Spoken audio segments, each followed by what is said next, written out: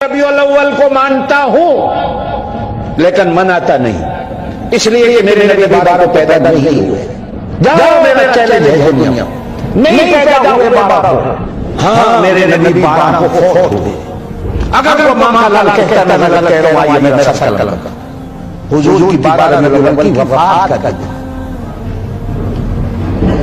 ये आपकी मर्जी है। वफात वाले दिन आप डंडियां लगाएं, आपकी मर्जी, मैं तो आपको नहीं रोकता। हुजूर की पैदाइश 9 रबीउल अव्वल, कुछ लोगों ने लिखा 8 रबीउल अव्वल, कुछ लोगों ने लिखा 12 रबीउल अव्वल, लेकिन पूरी उम्मत के उलमा का इत्तेफाक है कि हुजूर की वफात 12 को हुई। आज से 40-50 साल पहले इसको 12 वफात कहा जाता।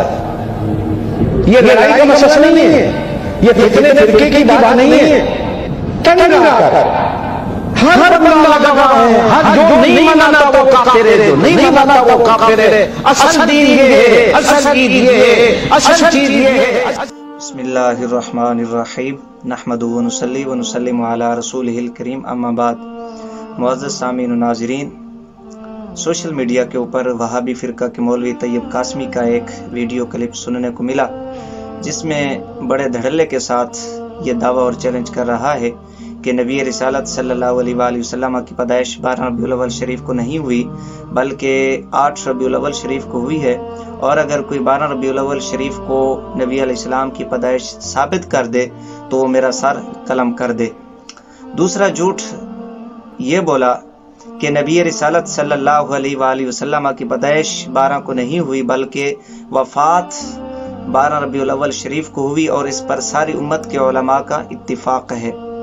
ये बहुत बड़े झूठ बोले और ये झूठ इन्हीं हजरात को ज़ेबा देते हैं। पहली बात यह है, चाहे नबी रिसालत सल्लल्लाहु अलैहि वसल्लम की पैदाइश की तारीख हो या वफात की तारीख हो, इस पर किसी का भी इत्तिफाक नहीं है। हाँ, जमहूर की एक राय है, वो ये कि नबी रिसालत सल्लल्लाहु अलैहि वसल्लम की तारीख़ पैदाइश 12 रबीउल अव्वल शरीफ है, और इसी कौल को जमहूर मुहक्किकीन और सैयद आला हजरत रदियल्लाहु ताला अन्हु ने फतावा रिजविया शरीफ के अंदर भी नकल फरमाया। यही कौल 12 रबीउल अव्वल शरीफ तैयब कासमी के अकाबिरीन ने भी इख्तियार किया और इसी कौल को अपनी कुतुब के अंदर नकल किया। ये इतना बड़ा कज़्ज़ाब है कि ये दावा कर दिया कि 8 रबीउल अव्वल शरीफ नबी अलैहिस्सलाम की पैदाइश का दिन है, और साथ ही ये कहा कि अगर कोई 12 साबित कर दे नबी अलैहिस्सलाम की पैदाइश का दिन तो वो मेरा सर कलम कर दे। उसने खुद ही अपने इस दावे की इस बात से नफी कर दी। कुछ जुमलों के बाद ये खुद कहता है कि कुछ उलमा ने नबी अलैहिस्सलाम की पैदाइश 12 रबीउल अव्वल शरीफ लिखी है। जब कुछ उलमा ने नबी अलैहिस्सलाम की पैदाइश 12 रबीउल अव्वल शरीफ लिखी है तो 8 का कौल मुत्तफक अलैह ना हुआ। ये गोया खुद इसने अपने पाँव के ऊपर खुद ही कुल्हाड़ी मार दी और अपने इस दावे की नफी कर दी, और खुद ही इसने अपना सर कलम कर दिया। दूसरी बात यह है, नबी रिसालत सल्लल्लाहु अलैहि वसल्लम की पैदाइश 12 रबीउल अव्वल शरीफ को है।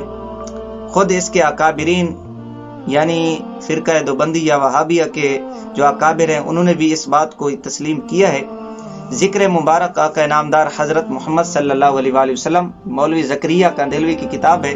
इसके सफ़ा नंबर 46 के ऊपर नबी रिसालत सल्लल्लाहु अलैहि वसल्लम की पैदाइश इसने 8 रबीउल अव्वल शरीफ और 12 रबीउल अव्वल शरीफ लिखी है, और 29 अगस्त बमुताबिक 570 ईस्वी।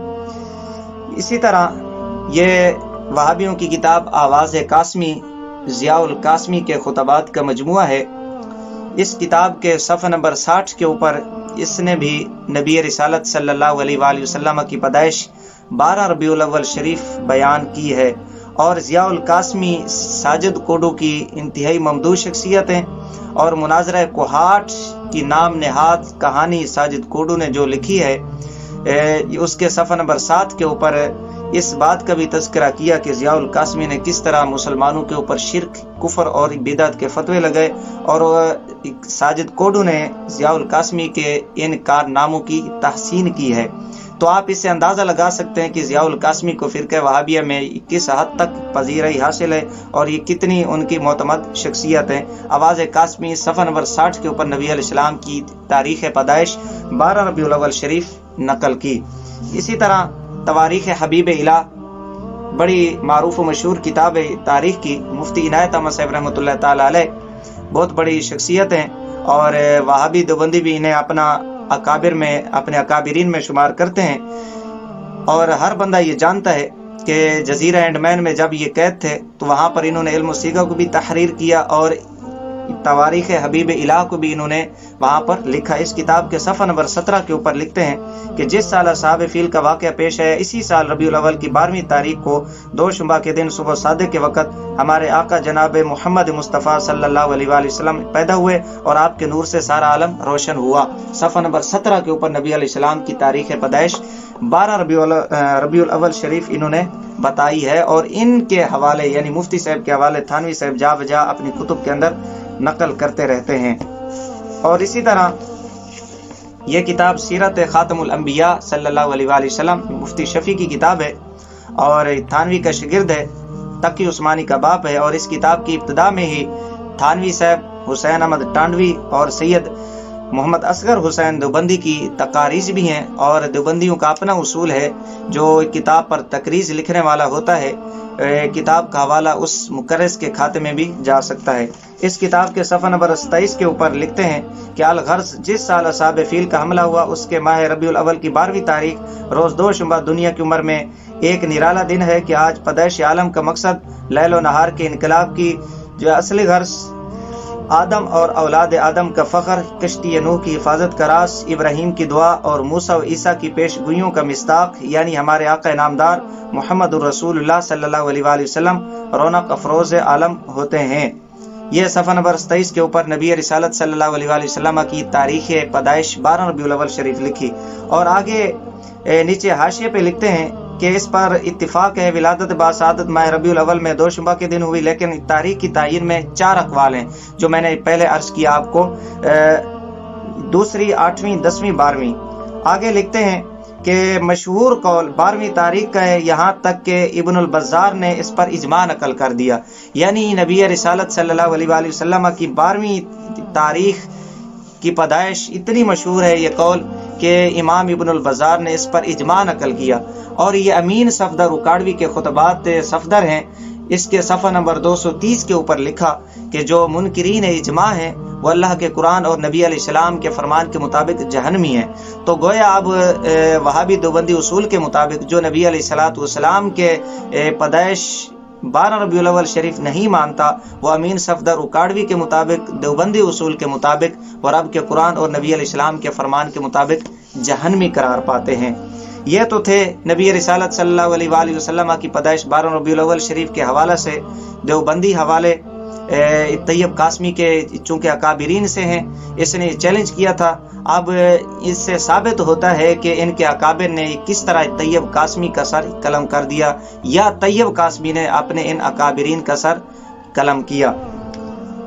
اسی طرح وفات کے متعلق کہا یوم وفات 12 ربیع الاول شریف ہے، یہ بھی بہت بڑا جھوٹ ہے، اور ساتھ میں یہ کہا کہ اس پر ساری امت کے علماء کا اتفاق ہے، یہ بھی بہت بڑا اس نے جھوٹ بولا۔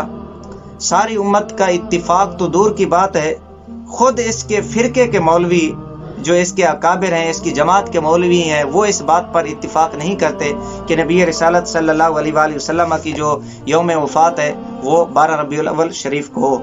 یہ تھانوی صاحب کی کتاب ہے نشر الطیب فی ذکر نبی الحبیب صلی اللہ علیہ وآلہ وسلم، اس کتاب کا صفحہ نمبر 241 ہے۔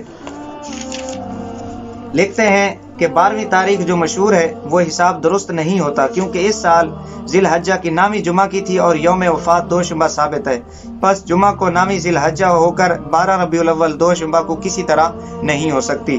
یہی بات سیرت خاتم الانبیاء صلی اللہ علیہ وآلہ وسلم صفحہ نمبر 181 کے اوپر مفتی شفیع صاحب لکھتے ہیں، اس کے بعد دوسری ربیع الاول دوشنبہ کے روز لوگ صبح کی نماز حضرت صدیق رضی اللہ عنہ کے پیچھے پڑھ رہے تھے کہ یکایک آپ نے حضرت عائشہ رضی اللہ تعالیٰ عنہ کے حجرے کا پردہ کھول کر لوگوں کی طرف دیکھا اور تبسم فرمایا۔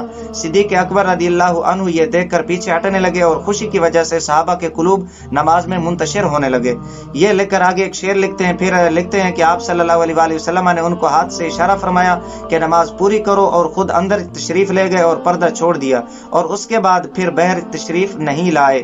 اسی روز ظہر کے بعد اس عالم سے انتقال فرما کر رفیق اعلیٰ کے ساتھ واصل ہوئے۔